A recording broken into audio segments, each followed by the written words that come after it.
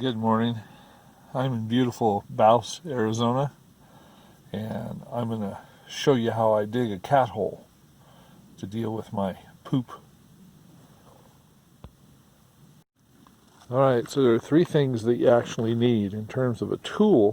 What I like to use is a claw hammer. Now this is a big 16-ounce Estwing hammer. It's all metal, so it's all strong. And if you notice, the claw on here is not hooked very much. It's fairly straight. So it ends up being very good for digging. The next thing you're going to need are gloves, or a glove. That's what I use. Just use the left glove here. It's a leather glove. It's for digging out the extra part of the hole. Okay? And then the next thing you need is, in my case, a bag full of poop.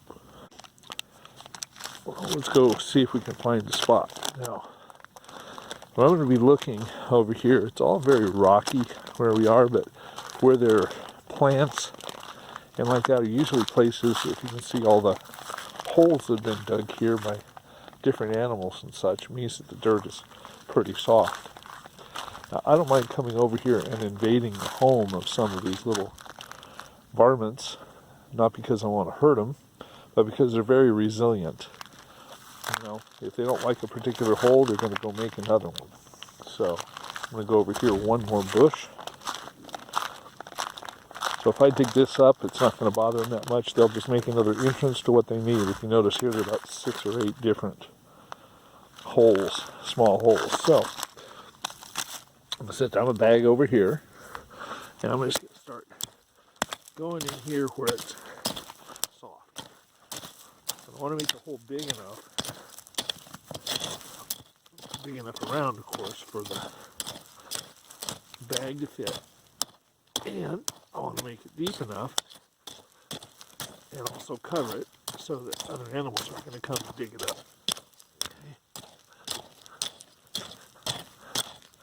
Okay, I softened it up pretty well. I'll switch hands here.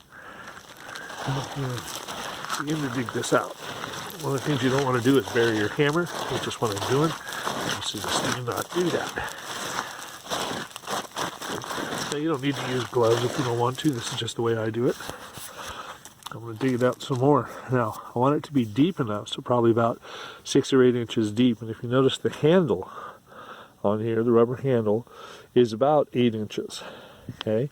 I'm going to put her down in there and kind of get an idea. And I think I need to go just a little bit deeper. So, because I've cleared it out, I'm going to dig down a little bit more. All I'm doing is softening up the dirt. I'm sure it's deep enough now that it's not a problem, but there we go. Sorry about the camera angle on this. It's hard to work and do 3 things at a time, but you get the idea. So I'm really not going to bury my hammer. So, see, I have a deep enough hole. Now, what I've done, I'm going to explain the poop bag. What I've done is I have biodegradable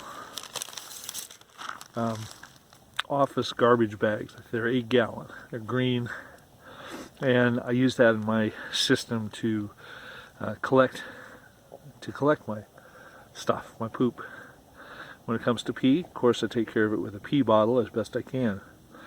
But because those are green and they're not completely opaque, in order to make it, I don't know, a little bit more palatable carrying it around, or if I'm going to put it in the hole, you know, I can do it without this bag.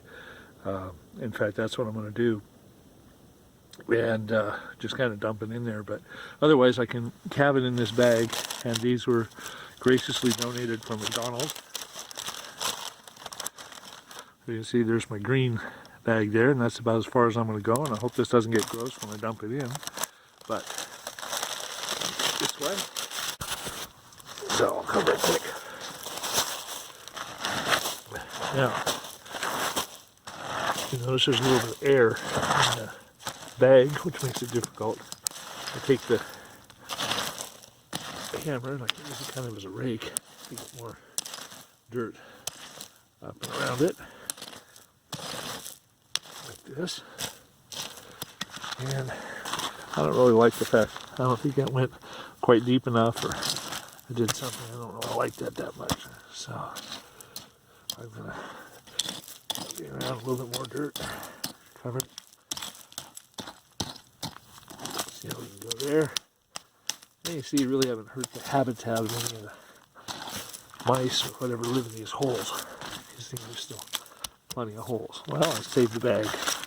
Normally I would just put it with the bag. Now another thing I do, and this is just me, I'll take 3 rocks. 1, 2, and I'll find another one. 3. And just kind of make them look like they were placed.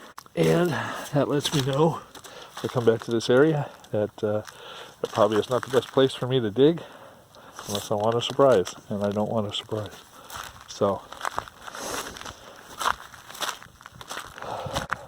there are other ways of marking the hole that you can use.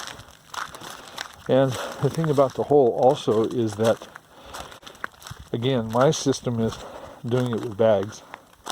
And some people don't use the bags at all. They just will go and naturally use the hole. Go and dig the hole and squat and do their stuff and bury it. The key thing though is to make sure that you bury it deep enough that the animals are not going to get into it. I have had one situation where I didn't dig it deep enough and animal got into it, and it was just more embarrassing than it was a real problem. Okay, so I'd like to point out a couple of things. One is that the biodegradable bags will start to degrade almost immediately, especially if there's moisture associated with them. And I haven't dug up one of my cat holes to see, how long it takes for it to completely disintegrate, but it's certainly still more environmentally friendly than using other kinds of bags to be buried in. So also one of the things that I've started to do is to take the contents of my pee bottle, and before I cover up the hole, pour the contents in there on top of the bag. So all this may sound gross, and if it does, that's kind of too bad, because it is a natural process of what we go through. If you don't necessarily have a pee bottle or something like that, don't worry about it. You can pour water on it if you want to help it to degrade quicker, whatever you'd like to do. Far away from your trouble.